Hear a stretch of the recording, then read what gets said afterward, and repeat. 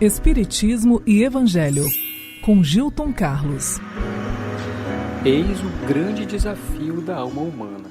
Ela é posta por todos os bons espíritos como valor essencial, uma medida de evolução, e por isso está no centro de todo o ensino de Jesus. Eu sou o Gilton Carlos, e aqui no Espiritismo e Evangelho nós falamos a você que gosta das ideias espíritas, dos temas de interesse da alma humana e também do Evangelho de Jesus. E hoje, como sempre, estaremos juntos por um quarto de hora para falarmos nesse episódio sobre a humildade.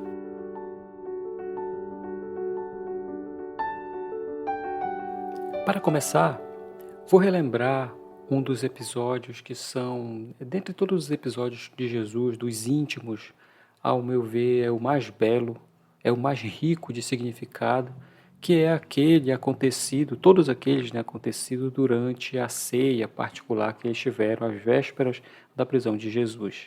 Lá no Evangelho de João, no capítulo 13, nos versículos de 2 a 5, o evangelista anotou aquela passagem na qual Jesus, no ato supremo de humildade, ele lava os pés dos discípulos. Vou citar apenas o trecho para deixar como uma base para os comentários seguintes que nós vamos fazer, mas ele escreveu nesse trecho da seguinte maneira: enquanto ocorria a ceia, já tendo o diabo lançado no coração de Judas, filho de Simão, para que o entregasse, e sabendo que o Pai lhe deu todas as coisas nas mãos, e que ele viera de Deus e partia para Deus, ele, Jesus, levanta-se da ceia, depõe a veste e toma um pano de linho e cingiu-se. Então, jogando água na bacia, começou a lavar os pés dos discípulos e enxugá-los com o pano com o qual estava cingido. Como falei, esse é um dos grandes exemplos de humildade. Aqui por trás dessa figura que Jesus se mostra está a imagem perfeita de um escravo da época, com a parte de cima do tórax nua e com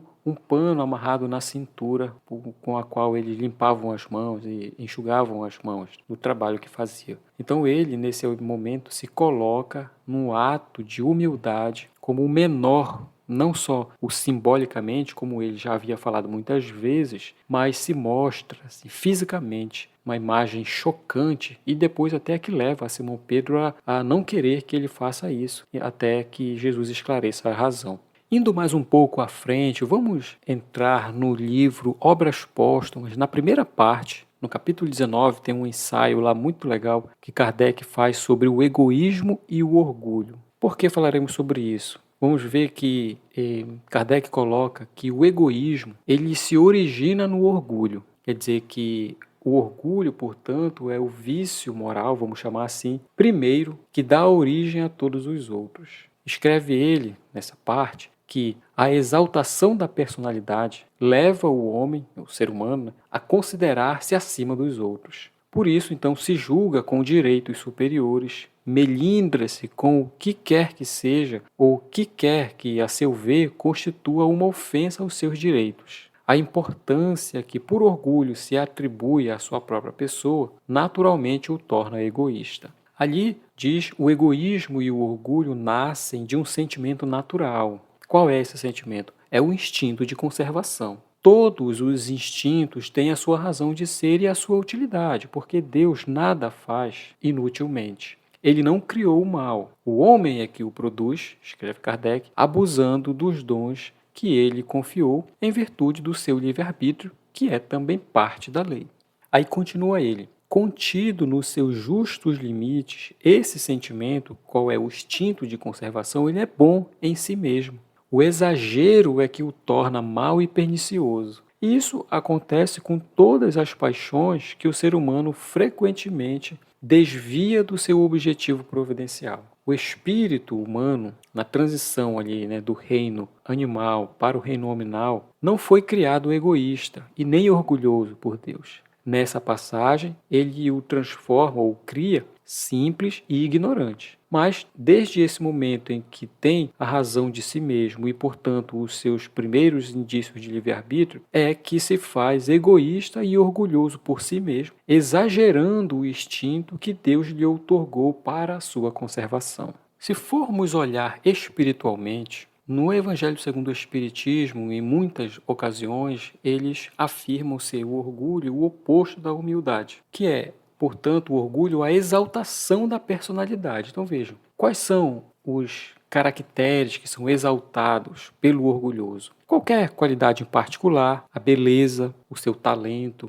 a sua força, a sua opinião, a inteligência, tudo isso associado a um espírito muitas vezes inseguro de si, procura exaltar certas particularidades para parecer superior aos outros. Isso é o orgulho. O seu oposto, que é a humildade, o que significa então? Primeiro, ou resumidamente, se o orgulho é a exaltação de algo particular do espírito, a humildade significa reconhecer exatamente o seu próprio valor, nem mais, nem menos. Quais são as consequências que isso traz, esse entendimento e essa aceitação? A consequência da responsabilidade que vem essa consciência de se cumprir com os seus deveres, porque reconhece as suas capacidades. E quando nós não temos esse discernimento das nossas capacidades, nós acabamos então deixando de lado a humildade. Ou seja, sem esse discernimento, nós podemos achar que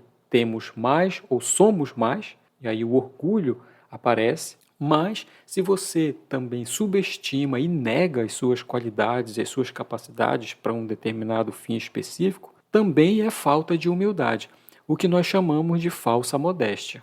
É, da mesma forma, uma fuga das responsabilidades que as nossas conquistas já nos oferecem. Qual o caminho para alcançar esse discernimento? Porque a questão, então, é você saber qual é a sua capacidade, quais são os seus limites. Nós recorremos aqui ao comentário da pergunta 919, famosa, do Livro dos Espíritos, quando eles fazem uma referência ali a uma inscrição antiga do oráculo de Delfos, na Grécia Antiga, em que se dizia: conhece-te a ti mesmo. Que poderíamos sugerir em tudo, em todas as ocasiões, buscarmos o sentido prático do nosso papel ali e como aquela situação que se nos depara pode nos ser útil para auxiliar ou para servir. E é esse discernimento que nos leva ao cumprimento, em resumo, dos deveres de amor para com os outros, como uma consequência natural. É por isso que lá no Evangelho segundo o Espiritismo, Kardec reúne alguns trechos, alguns recortes do Novo Testamento, em que essa virtude ela aparece como uma oportunidade de lição ou como um ensinamento direto de Jesus. Por exemplo, quando perguntam a ele, porque Jesus sempre fala das coisas do Espírito, as lições eternas são sempre as da alma. E ele falando das coisas espirituais, então perguntam para ele, em determinada ocasião, quem é o maior no reino dos céus, no mundo espiritual. Em outras palavras, seria qual é a medida para definir quem é o superior, quem é o inferior. Então Jesus, para dar aquela lição assim visual na sua pedagogia, chama um menino e coloca no meio daquelas pessoas, dos adultos, dos grandes, e diz que se não vos converterdes e tornardes como as crianças, não entrarei no reino dos céus. Depois, em outro momento, é aquela passagem interessante que a mãe de João e de Tiago, que é Salomé, esposa de Zebedeu, vai com os seus 2 filhos um ao lado do outro e fala para Jesus, vai agradando ele, adorando, dando a entender que ela queria pedir alguma coisa. E o que ela quer é que os 2 sejam colocados, um à direita e um à esquerda, ou seja, nas posições superiores de destaque. E em outro momento, um terceiro, é Jesus falando: quando fordes convidado para bodas, para uma festa qualquer, não procure os primeiros lugares, é porque ele tinha sido convidado para um jantar na casa de um fariseu. Para que não aconteça, ele diz que se houver entre os convidados alguém que tenha mais consideração que vós, aconteça de ele trazer o convidado e peça para você sair, para dar o lugar a ele. E você, constrangido, vai ser obrigado a ocupar o último lugar. Essas, comentam os espíritos, nessas máximas, decorrem do princípio da humildade que Jesus não para de apresentar como uma condição essencial da felicidade que é prometida aos eleitos do Senhor e que ele formulou assim: bem-aventurados os pobres de espírito. A palavra humildade não está no Evangelho. a palavra em si, mas a ideia está lá. E a ideia por trás dessa expressão pobres de espírito é a mesma que está por trás daquela que nós utilizamos a palavra humildade para descrever. Então ele diz: bem-aventurados os humildes, porque o reino dos céus lhes pertence. No dia a dia, como isso se dá em termos práticos, os ensaios, os esforços na direção da humildade, visto que, se ela é de interesse da alma humana, nos colocando em posição melhor da vida espiritual, como quando sairmos dessa, retornando para lá, significa que nós não queremos ser mais do que o outro. No entanto, mais que si mesmo. Não pretender ter a melhor opinião, mas instruir-se e se esclarecer sempre. Saber que a nossa vontade não necessariamente deve ser atendida. É quando nós teremos então a oportunidade de mostrar a aceitação, que é uma atitude também filha da humildade. E como, portanto, essa virtude anda em nós. É saber respeitar o outro, inclusive em seu pouco interesse em nossa opinião, em nossa vida. E saber que isso está tudo bem, porque cada um tem o direito de conduzir e de ser como ele bem entenda. É ser humilde na vida comum, reconhecer-se pequeno. Pequeno, mas porque você se compara com a referência máxima, que é aquela perfeição que Deus nos destinou. Então, nesse sentido,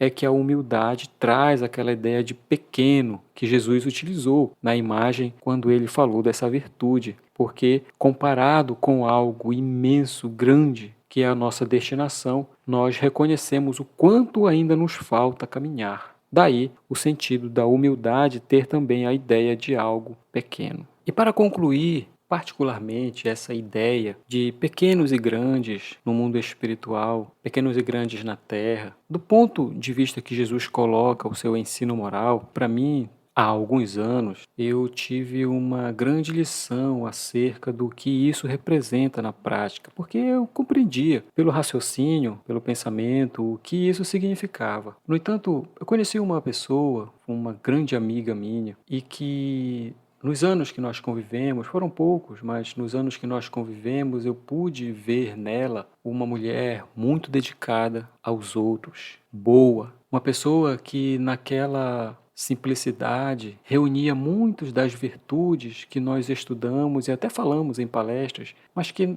ela não precisava falar porque a sua própria vida, a sua própria atitude já transmitia essa mensagem sem necessidade de palavras. Pobre, não vivia em abundância, mas nunca lhe faltava nada. Doações chegavam de todas as direções e a primeira atitude dela era separar a maior parte para doar às pessoas que ela já sabia que estavam em dificuldade, porque assistia sempre.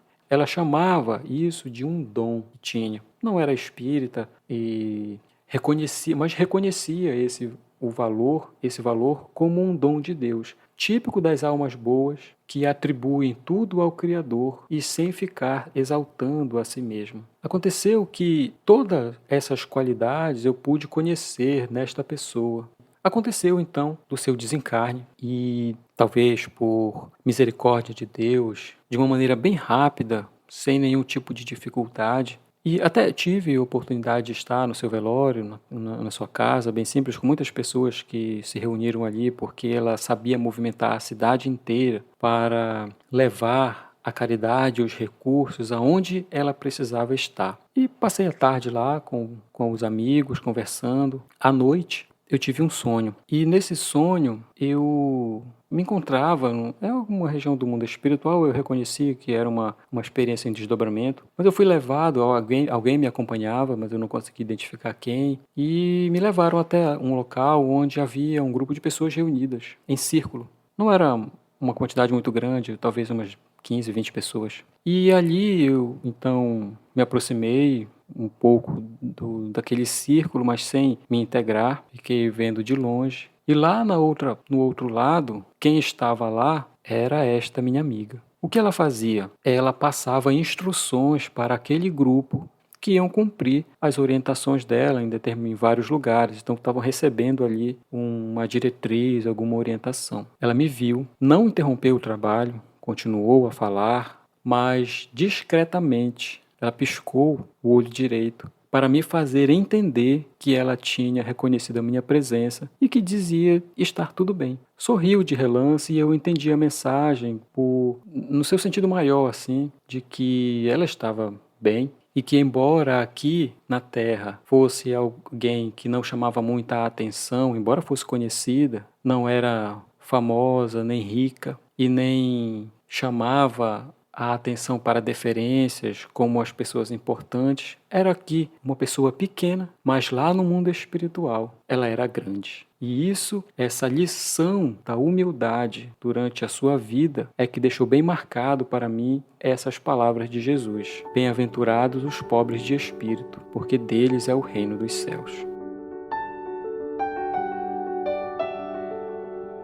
Gente, obrigado mais uma vez por esses minutos que nós passamos juntos. Espero que vocês tenham gostado e espero que estejam aqui também para o próximo episódio. Se estiver gostando, pode seguir a gente lá no Instagram. Nós podemos conversar. Como falei, algumas pessoas têm entrado em contato. É no Espiritismo e Evangelho ou no Gilton Carr, que é o meu pessoal. Eu posso responder também do mesmo jeito. E na postagem lá, em relação a esse episódio, eu vou colocar as referências que eu utilizei para elaborar ele. Muito obrigado, um abraço a todos e que Jesus nos abençoe.